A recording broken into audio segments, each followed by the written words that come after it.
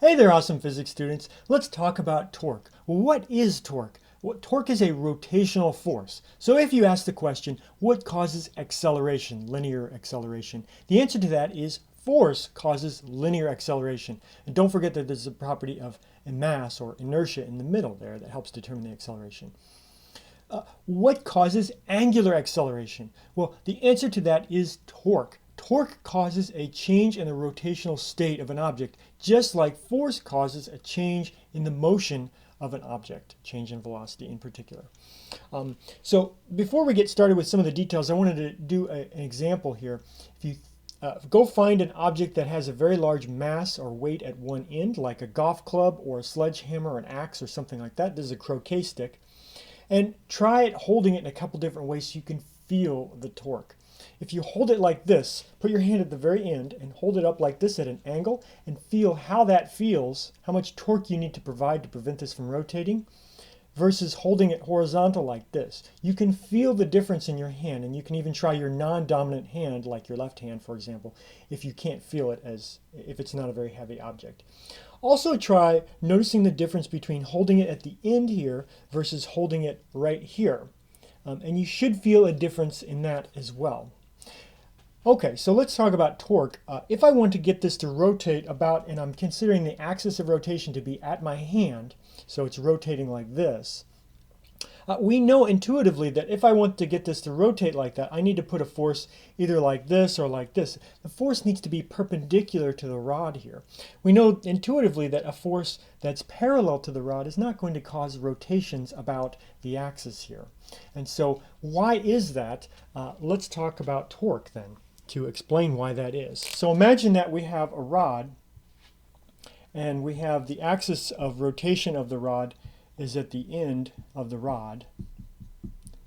And imagine we put a force like this at some angle theta to the horizontal. Okay, and so what we're going to do here is to analyze these problems, we always identify the axis of rotation and then we draw a vector r that points from the axis of rotation to the point where the force acts. So this is my vector r.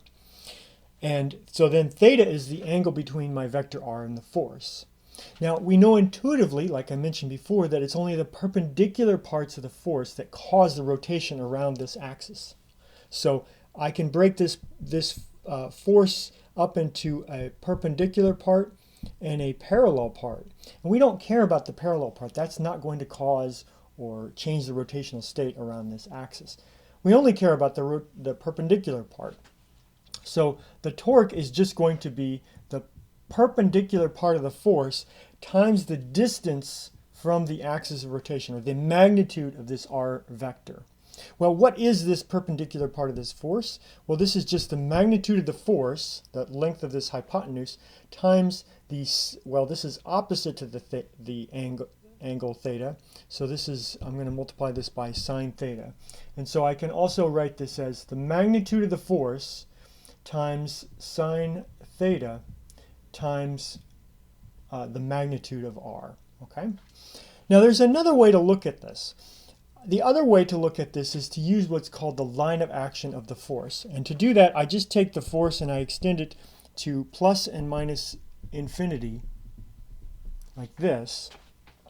And so this is called the line of action of the force.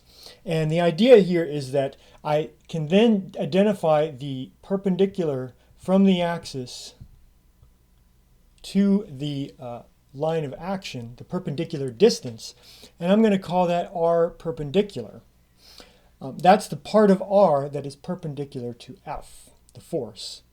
Now that, if you look at this situation here, this angle theta is here. This angle must also be theta, right? Because these are, there's a term for that in geometry. I can't remember it right now, but these two are equal angles. And so, and notice that this forms a 90-degree angle here with r as the hypotenuse, because it's opposite of the 90-degree angle. And so this r perpendicular is opposite of this theta. And so this magnitude of r perpendicular is going to be the hypotenuse, which is r, times the sine of the angle theta. And so I can rephrase this torque as the magnitude of F times the perpendicular distance, the part of the distance that's perpendicular to the force. But that, as I just mentioned, is just r times sine theta, where theta is the angle between the r vector and the f vector. And so, you can tell these two look completely identical. Now, sometimes it's easier to use this expression, and sometimes it's easier to use this expression by identifying the line of action of the force. It just depends on the situation. But the whole idea here is that you're trying to identify the r vector by identifying the axis of rotation. R goes from the axis of rotation to the point where the force acts, and then we're going to multiply the parts of r and f that are perpendicular to each other.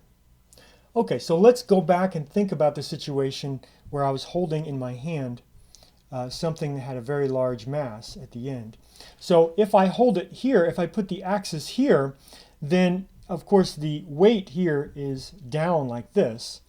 If I put the axis there, then the distance to the axis of rotation is much smaller than if I put it here, if I put the axis here. So it's a lot easier to hold it here than it is to hold it here, and the reason is that the r is a lot less, and so so that means that I have to provide less torque with my hand to oppose it.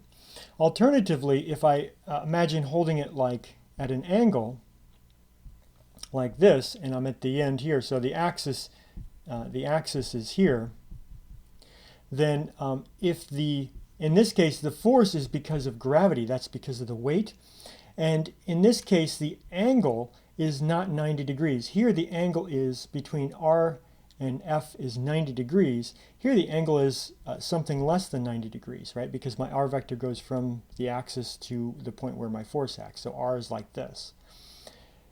If I take sine of 90 degrees is 1. That's the biggest that sine ever gets. So this is going to be the biggest that the torque ever gets if I hold it in this perpendicular orientation. Here the force and the r vector are not totally perpendicular, and so the torque is reduced because there's less parts of those two that are perpendicular to each other. Okay, so that explains why you feel that difference. All right, so this is torque. We'll do lots of examples here in other videos.